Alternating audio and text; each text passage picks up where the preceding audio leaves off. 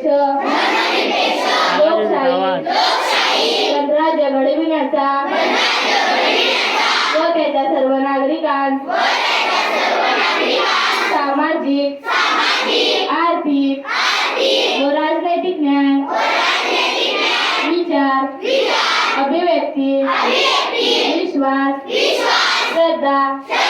व उपासनांचे स्वातंत्र्य दर्जाची व संधीची समानता निश्चितपणे प्राप्त करून देण्याचा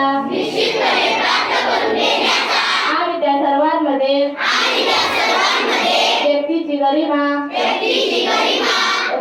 आणि राष्ट्राची एकता व एकात्मता यांचे आश्वासन देणारी बंधुता प्रवर्धित करण्याचा संकल्पपूर्वक निर्धार करून आमच्या संविधान सभेत